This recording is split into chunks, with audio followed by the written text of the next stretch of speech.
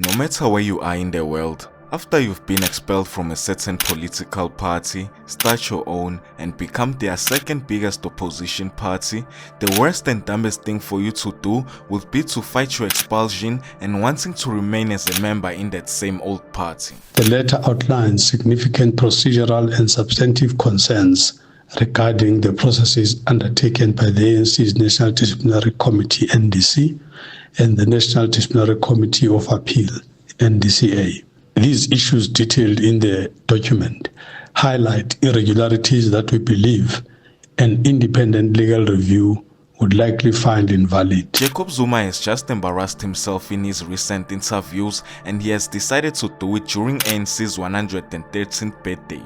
We've noticed Fikile Mbalula stating that the ANC will take disciplinary actions against Tony Yangeni for calling Zuma the spear of the nation, and other statements he made about the ANC. Tony Yangeni is nothing else but a political Casanova.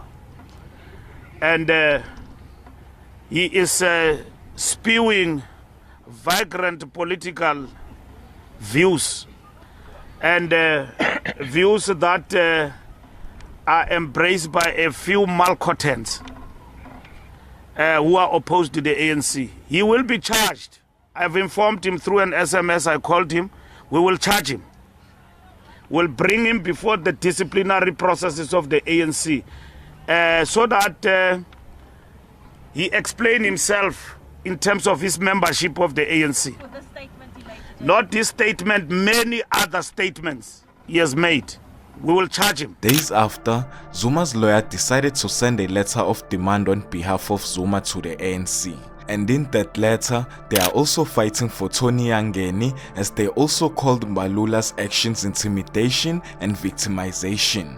But the main reason behind this letter was for the ANC to take back Zuma as the member of the ANC, threatening to take them to court if they happen to disagree. Listen why he's willing to go back as the member of the ANC. I want to remain there as a member, but I will never vote for them. I'm remaining there deliberately so that I have an opportunity to take over that organization, even if it is not the name. Mbalula obviously did not take this very well, and this was his response to Zuma. Well, Zuma's letter is mischief, and we treat it as such. And it's mischief because he was engaged by the organization at various levels. And in terms of the ANC constitution as its guidance, we have acted on Zuma. He's not a member. So we follow in that process. And that's what is important. And we are not going to respond to any other thing because it seeks to divert us from this occasion of 113th year. He had an opportunity to send his love letter many days ago. He didn't, but he chose this day. That's how he works. That's how he operates. Mischievous, uncouth, ridiculous old men who basically thrive on disunity for his own self-interest. That's what he does. He doesn't serve South Africa. He doesn't serve the ANC. He doesn't serve our people. He serves himself.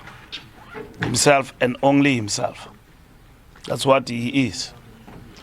And his days of misleading our people are numbered because they will see him for who he is.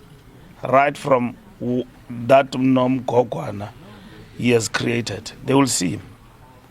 He's a liar. He's unreliable. He only serves himself. He's not a friend to anybody, but he's a friend to himself. And the ANC will treat him with the same intensity of who he is going forward. So there's nothing to respond to that letter. He must take us to court. He must do whatever he thinks is of importance to himself. We know his shenanigans. We knew his game plan. We have followed the constitution to the letter. We'll defend the integrity of our movement.